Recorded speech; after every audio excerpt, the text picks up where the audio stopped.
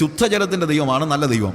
മോശം ദൈവം എന്ന് പറയുന്നത് സമുദ്രത്തിൻ്റെ ദൈവമാണ് മോശം ദൈവം. അപ്പോൾ നല്ല ജലത്തിൻ്റെ ശുദ്ധജലത്തിൻ്റെ ദൈവത്തിൻ്റെ പേര് ആപ്സു എന്നാണ്. അല്ലെങ്കിൽ സമുദ്രത്തിൻ്റെ ദൈവത്തിൻ്റെ പേര് അല്ലെങ്കിൽ മോശം ദൈവത്തിൻ്റെ പേര് തിയാമത്ത് എന്നാണ്.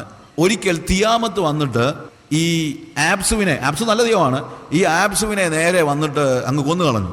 ഇതൊക്കെയാണല്ലോ പുരാണങ്ങളിൽ നമ്മൾ കേൾക്കുന്ന കഥകൾ, ഇതുപോലുള്ള കഥകളാണല്ലോ. നമ്മുടെ ഇവിടെ തന്നെയല്ല, ഇത് ബാബിലോണിയൻ മിത്താണ്. അങ്ങനെ ആപ്സുവിനെ കൊന്നു കഴിഞ്ഞിട്ട് കുറച്ച് കഴിഞ്ഞപ്പോൾ ആപ്സുവിൻ്റെ മോൻ മാർദൂക്കിന് ഭയങ്കര ദേഷ്യം വന്നു. മാർദൂക്ക് എന്ത് ചെയ്തെന്നറിയാമോ? എന്ന് പറയുന്ന മറ്റൊരു ദൈവവുമായിട്ട് കൂട്ടുകൂടി നേരെ ചെന്ന് തിയാമത്തിനെ വലിച്ചിറക്കി രണ്ടായിട്ട് വലിച്ചങ്ങ് കീറി.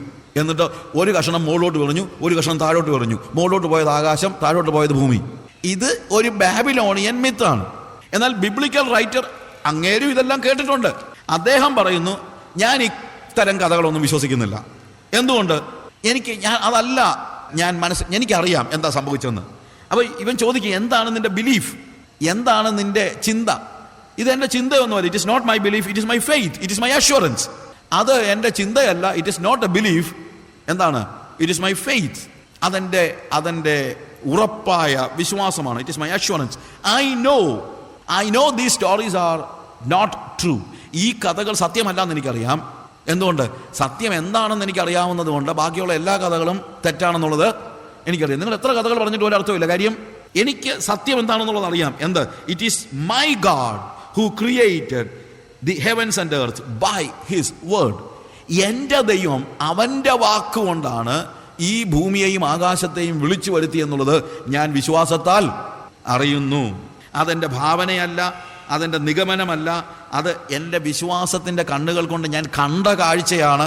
എനിക്കതിനകത്ത് സംശയമൊന്നുമില്ല. ഞാനത് അഷ്വറൻസ് ഉണ്ട്. എനിക്ക് ഉറപ്പോടെ പ്രവർത്തിക്കാൻ കഴിയും, എനിക്ക് പറയാൻ കഴിയും. പ്രൂഫ് ചോദിച്ചിട്ട് അർത്ഥമൊന്നുമില്ല. എന്താ അതിൻ്റെ റീസൺ? നീ ഈ പറഞ്ഞതിനൊരു യുക്തി വേണ്ടേ എന്ന് നമ്മൾ അവനോട് ചോദിച്ചു കഴിഞ്ഞാൽ, ഇപ്പോൾ പത്രപ്രവർത്തകർ ചോദിക്കുകയാണ്, എൻ്റെ പൊന്നു സഹോദര, നിങ്ങളിതൊക്കെ പറഞ്ഞു ചുമ്മാ അങ്ങ് പറഞ്ഞാൽ മതിയോ, അതിനൊരു യുക്തി വേണ്ടേ എന്ന് ചോദിച്ചു കഴിഞ്ഞാൽ അവൻ പറയും, ഇതിന് യുക്തിയുടെ ആവശ്യമില്ല. യുക്തി ആവശ്യമുണ്ടെങ്കിൽ പിന്നെ അത് ഫെയ്ത്ത് അല്ല. ഫെയ്ത്തിന് യുക്തിയുടെ ആവശ്യമില്ല, വിശ്വാസത്തിന് യുക്തിയുടെ ആവശ്യമില്ല. എൻ്റെ വിശ്വാസം യുക്തിപരമാണെന്ന് ആർക്കും പറയാൻ പറ്റത്തില്ല. കാര്യം യുക്തിയുടെ അപ്പുറത്തുള്ളതാണ് ഫെയ്ത്ത്. അല്ലാത്തതൊക്കെ നമ്മളുടെ പഠനമാണ്, അത് ബിലീഫാണ്. ഒരു ഹിസ്റ്ററി വിശ്വസിക്കാനായിട്ട് നമുക്ക് എന്താ ആവശ്യമില്ല? നമുക്ക് ഫെയ്ത്ത് ആവശ്യമില്ല. ഒരു ഹിസ്റ്ററി വിശ്വസിക്കാൻ, ചരിത്രം വിശ്വസിക്കാൻ നമുക്ക് ഫെയ്ത്ത് ആവശ്യമില്ല. ഫെയ്ത്തിന് റീസണും ആവശ്യമില്ല. അതുകൊണ്ട് faith is not against rationality. യുക്തിക്ക് വിരുദ്ധമാണെന്ന് പറയാൻ പറ്റത്തില്ല, പക്ഷെ യുക്തിക്ക് അതീതമാണ് എന്ത്? വിശ്വാസം എന്ന് പറയുന്നത്. പക്ഷേ ഇന്നത്തെ നമ്മുടെ ഒരു വലിയ പ്രശ്നം എന്ന് ചോദിച്ചു കഴിഞ്ഞാൽ, വിശ്വാസത്തെ തന്നെ യുക്തിക്ക് അനുസരിച്ച് പഠിപ്പിക്കാനുള്ള ഒരു പരിശ്രമമാണ്. അതുകൊണ്ട് ഈ സുവിശേഷ പ്രസംഗമൊക്കെ നടക്കുമ്പോഴെല്ലാം നമ്മൾ എന്താണ്, യുക്തിപരമായി നമ്മുടെ വിശ്വാസത്തെ പ്രതിഫലിപ്പിക്കാനാണ് സുവിശേഷ പ്രസംഗങ്ങളുടെ എല്ലാം പരിശ്രമം എന്ന് പറയുന്നത്. അതുകൊണ്ടാണ് കോസ് എഫക്റ്റ് തിയറിയൊക്കെ നമ്മൾ പറയുന്നത്. ഏത് കാര്യത്തിനും പിന്നിലൊരു കാരണമുണ്ട്, അങ്ങനെയെങ്കിൽ എല്ലാത്തിനും പിന്നിലൊരു കാരണം ഉണ്ടായിരിക്കണം, അങ്ങനെയാണ് ഈ ഭൂമിക്ക് പിന്നിൽ ഒരു കാരണമുണ്ട്, അത് ദൈവമാണെന്ന് മാനം മര്യാദയ്ക്ക് ഞാൻ പറഞ്ഞാൽ മതി. എന്താ?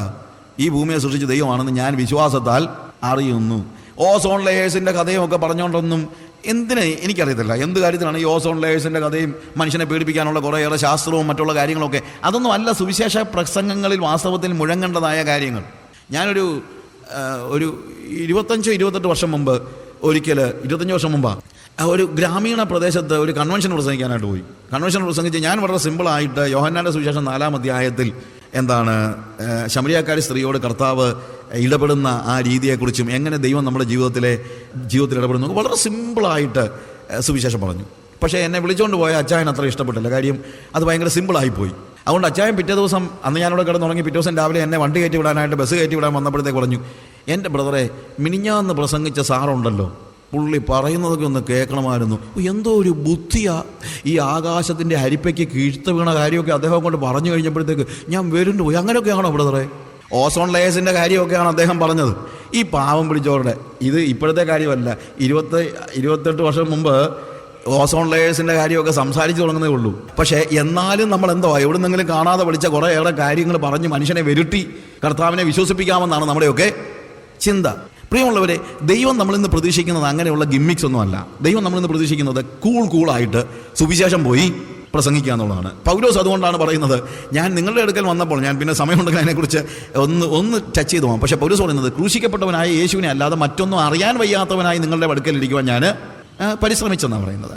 വെറുതെ ആവശ്യമില്ലാതെ ശാസ്ത്രവും ബൈബിളും തമ്മിലുള്ള ബന്ധവും മറ്റുള്ള കാര്യങ്ങളൊക്കെ പറഞ്ഞ് മനുഷ്യനെ ഇങ്ങനെ പറഞ്ഞിട്ട് അത് ഒക്കെ ശരിക്കും പറഞ്ഞു കഴിഞ്ഞാൽ ഞാൻ 10 വർഷത്തോളം കോളേജ് വിദ്യാർത്ഥികളുടെ ഇടയിൽ പ്രവർത്തിച്ചതാണ്. അന്ന് നാച്ചുറലി എൻ്റെ ഒരു ടെൻഡൻസി ആയിരുന്നു, ആര് വന്ന് കോളേജിലെ പ്രൊഫസേഴ്സോ അല്ലെങ്കിൽ ആര് വന്ന് ഒരു ചോദ്യം ചോദിച്ചാലും 2 കവിള് തിരിച്ച് വർത്തമാനം പറയണം. അതിന് ഉള്ള പുസ്തകങ്ങൾ മുഴുവൻ കാണാതെ പഠിച്ച് ഇവരുടെ അടുത്ത് യുക്തിപരമായി എല്ലാം തെളിയിക്കാനായിട്ട് 10 വർഷം മെനക്കെട്ട ആളാണ് ഞാൻ. ചിലരൊക്കെ വിശ്വാസത്തിൽ വന്നപ്പോൾ എനിക്കൊരു അഹങ്കാരവും തോന്നി. ഇതൊക്കെ ഇങ്ങനെ ചുമ്മാ സ്ട്രീറ്റ് പ്രീച്ചേഴ്സ്, നമ്മുടെ കവലപ്രസംഗങ്ങൾ പറഞ്ഞാലൊന്നും ശരിയാകുന്ന കാര്യമല്ല, ഇതൊക്കെ അടുക്കി വ്യക്തമായിട്ട് പറഞ്ഞാൽ ആരാ വിശ്വസിക്കാത്തത് എന്നൊക്കെ എൻ്റെ മനസ്സിലൊരു അഹങ്കാരവും തോന്നി. അങ്ങനെ അഹങ്കരിച്ചിരിക്കുമ്പോൾ ഒരു ദിവസം കർത്താവിനോട് ചോദിച്ചു, നീ ചിന്തിക്കുന്നുണ്ടോ നിന്റെ ഈ യുക്തിപരമായ വാദമുഖങ്ങൾ കൊണ്ടൊക്കെയാണ് അവർ വിശ്വാസത്തിൽ വന്നതെന്ന്? ഞാൻ കർത്താവിനോട് പറഞ്ഞു, കർത്താവ് അതിനകത്തും കാര്യമില്ലയോ? അവിടെ കർത്താവ് പറഞ്ഞു, അതിനകത്തൊരു കാര്യവുമില്ല. ഞാനങ്ങ് ഭയങ്കര ഷോക്കായിപ്പോയി. എന്നിട്ട് കർത്താവിനോട് പറഞ്ഞ ഒരു വാക്കിതാണ്, it was my grace that I did not send intelligent people to you for the last many years. നിൻ്റെ അടുത്തോട്ട് ബുദ്ധിയുള്ളവരെ പറഞ്ഞു വിടാതെ ഞാൻ നിന്നെ സൂക്ഷിക്കുകയായിരുന്നെന്ന് നീ ഓർത്താൽ മതിയെന്ന്. കാരണം ഞാൻ ഈ പാവം പിടിച്ച കോളേജ് പിള്ളേരുടെ അടുത്തല്ലേ കിടന്ന് സംസാരിച്ചത് മുഴുവൻ. ബുദ്ധിയുള്ളവൻ്റെ അടുത്ത് എന്ന് പറഞ്ഞ് വല്ലതും സംസാരിക്കാൻ തുടങ്ങിയായിരുന്നെങ്കിൽ എനിക്ക് അവരുടെ മുമ്പിൽ പിടിച്ചു നിൽക്കാനുള്ള ബുദ്ധിയൊന്നും ഇല്ല. നമ്മളെക്കാൾ അല്ലെങ്കിൽ നമ്മൾ പഠിച്ചതിനേക്കാളും കുറഞ്ഞ ആളുടെ അടുത്തല്ല ഈ വേല ഇറക്കാൻ പറ്റുള്ളൂ. അപ്പോൾ ഈ ശാസ്ത്രം പ്രസംഗിക്കുന്നവരൊക്കെ മനസ്സിലാക്കണം, അതിനപ്പുറത്തെ ആൾ വരുമ്പോഴത്തേക്ക് നമ്മൾ യുക്തി പറഞ്ഞ് അവരെ നേടിയെടുക്കാൻ അത് ദൈവം ഉദ്ദേശിക്കുന്നില്ല. എൻ്റെ ചിന്ത അത് ദൈവം ഉദ്ദേശിക്കുന്നില്ലെന്നാണ്. നമ്മൾ സുവിശേഷം പ്രസംഗിക്കുന്നത് എപ്പോഴും എങ്ങനെയുള്ളതായിരിക്കണം? Should be simple gospel. കാര്യം പൗലോസ് പറയുന്നുണ്ട്, നിങ്ങളുടെ വിശ്വാസത്തിൻ്റെ അടിസ്ഥാനം മാനുഷിക ജ്ഞാനമാകരുതെന്ന് എനിക്ക് നിർബന്ധമുണ്ടായിരുന്നു.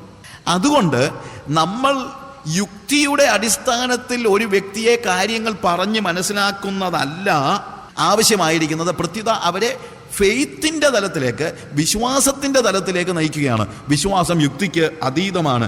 ഭൂമിയെ ദൈവം സൃഷ്ടിച്ചുവെന്ന് ഞാൻ അറിയുന്നത് സയൻസ് കൊണ്ടൊന്നും അല്ല. ഭൂമിയെ ദൈവം സൃഷ്ടിച്ചെന്നുള്ളത് തെളിവുകൾ വെച്ചൊന്നും ഞാൻ പഠിച്ച കാര്യമൊന്നുമല്ല. ഭൂമിയെ ദൈവം സൃഷ്ടിച്ചെന്നുള്ളത് എൻ്റെ ഫെയ്ത്താണ്.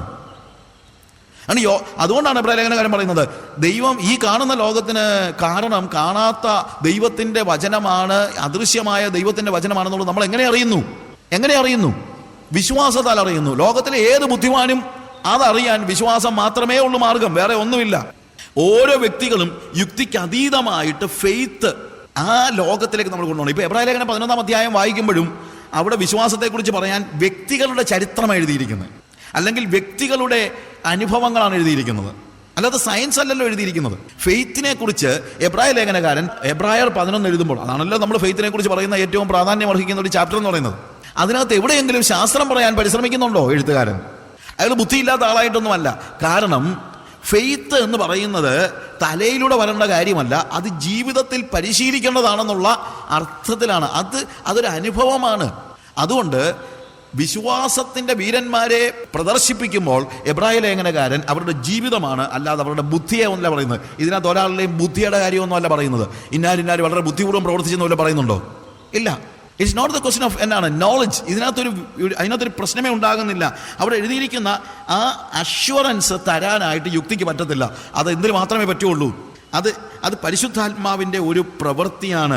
ആത്മാവാണ് ശരിക്കും അദൃശ്യ ലോകത്തിലെ, അതാണ് ദൃശ്യലോകത്തിലെ കാര്യങ്ങൾ മനസ്സിലാക്കാൻ നമുക്ക് യുക്തിയുണ്ട്. പക്ഷേ അദൃശ്യ ലോകത്തിലെ യാഥാർത്ഥ്യമാണ് ആത്മീയ യാഥാർത്ഥ്യങ്ങൾ എന്ന് പറയുന്നത്.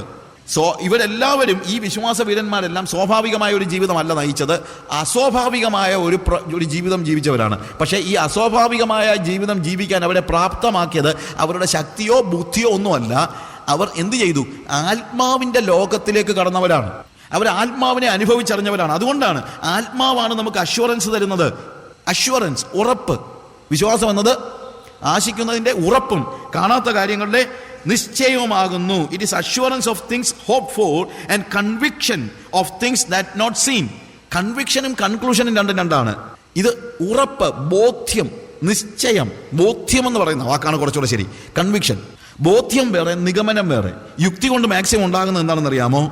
നിഗമനത്തിലേക്കാണ് നയിക്കുന്നത്. നിഗമനം എന്ന് പറയുമ്പോഴത്തേക്ക് നമ്മളിപ്പോൾ സുവിശേഷം ഒരാൾ പറയുകയാണ്, നമ്മളൊരാളോട് സുവിശേഷം പറയാനായിട്ട് ചെന്ന് കഴിഞ്ഞിട്ട് അയാളോട് ചോദിക്കുന്നു, നമ്മൾ ആദ്യം ചോദിക്കുന്നത്, നീ ഒരു പാപിയാണെന്ന് നീ വിശ്വസിക്കുന്നുവോ? അവൻ പാവമാണെങ്കിൽ ചിലപ്പം വിശ്വസിക്കും. പാവങ്ങളായതുകൊണ്ടാണ് നമ്മൾക്ക് രക്ഷപ്പെട്ട് നിൽക്കുന്നത്. നീ ഒരു പാപിയാണോ എന്ന് വിശ്വസിക്കുന്നോ എന്ന് ചോദിച്ചു കഴിഞ്ഞാൽ ഒരു പക്ഷേ ഫിലോസഫിക്കലായിട്ട് ഹിന്ദുയിസം പഠിച്ചിട്ടുള്ള ഒരു ശരിയായിട്ടുള്ളൊരു ഹിന്ദു പറയും, ഞാൻ പാപിയല്ലെന്ന് പറയും. നോർത്ത് ഇന്ത്യയിലൊക്കെ പലപ്പോഴും ഞങ്ങൾ പോകുന്ന സമയത്തൊക്കെ ഞങ്ങൾ ഫേസ് ചെയ്യുന്ന ഒരു പ്രശ്നമുണ്ട്. അവരുടെ ലോ ഓഫ് കർമ്മ തന്നെ ആലോചിച്ച് നോക്കുക. ഈ കർമ്മസിദ്ധാന്തം എന്ന് പറയുക. കർമ്മസിദ്ധാന്തം എന്ന് പറയുമ്പോഴത്തേക്ക് പ്രവൃത്തിയിലൂടെയുള്ള പ്രവൃത്തിയിലൂടെയുള്ള രക്ഷ എന്നുള്ളതല്ല അതിനകത്തെ അർത്ഥം. കർമ്മം, ലോ ഓഫ് കർമ്മ എന്ന് പറയുന്നത് ഓരോരുത്തരും ഓരോ കർമ്മത്തിന് വേണ്ടി ഭഗവാൻ ഭൂമിയിലേക്ക് അവരെ അയച്ചിരിക്കുകയാണ്. ആ കർമ്മം നിർവഹിക്കുന്നതാണ് രക്ഷ എന്നാണ് പറയുന്നത്. അല്ലാതെ നല്ല കാര്യങ്ങൾ ചെയ്ത് രക്ഷ പ്രാപിക്കുന്നതല്ല കർമ്മസിദ്ധാന്തം. അത് നമ്മുടെ മനസ്സിലൊരു കർമ്മമാർഗം വേറെ, കർമ്മസിദ്ധാന്തം വേറെ. നമ്മൾ പലപ്പോഴും ഇതിനെ രണ്ടിനെയും ഒന്നായിട്ടാണ് ചിന്തിക്കുന്നത്.